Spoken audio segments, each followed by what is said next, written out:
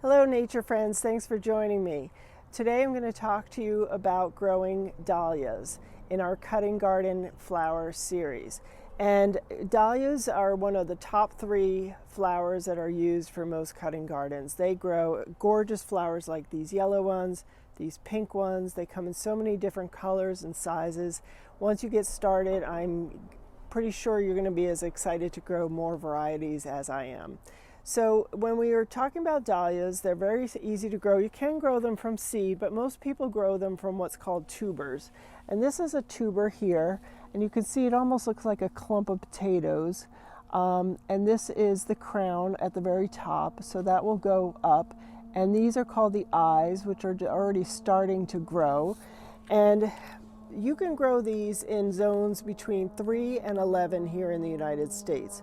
So if you don't know what growing zone you are in, I will put a link to our How to Get Started video that I did with Cliff the Nurse Farmer in our Healthy Green Thumbs video series.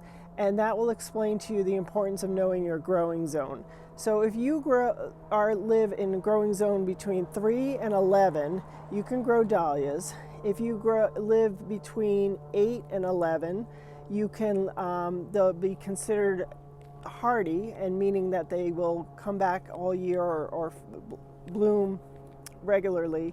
Whereas if you live in zone 3 through 7, they won't make it through the winter.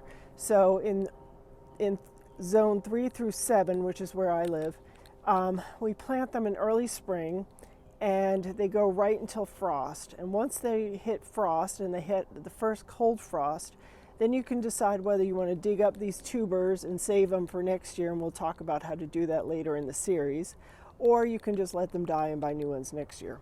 But so let's talk to you about how to plant them. They have to be in full sun.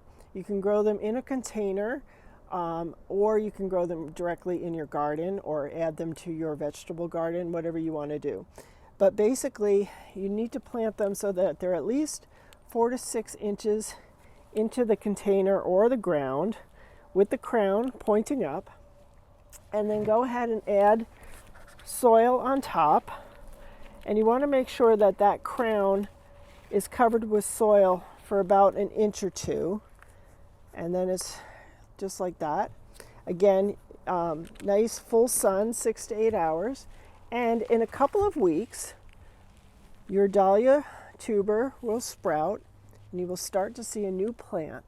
And these, depending on the variety, can grow a couple inches, maybe 3 feet, or up to 6 to 8 feet. So they can get really huge, like these guys here, which are called dinner plate dahlias, are going to get really big. So that's our first episode of our cutting garden, grow your own cutting garden series.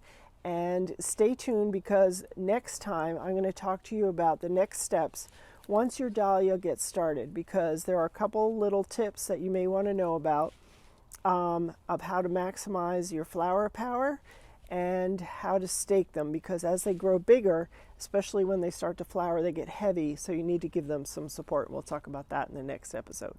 So thank you for watching. Be sure to subscribe to the Nature Nurse channel here so you don't miss the next episode in this series, and feel free to take a look at some of our other episodes of other things that we talk about in connecting you to nature to improve your health, well-being, and add more joy to your life.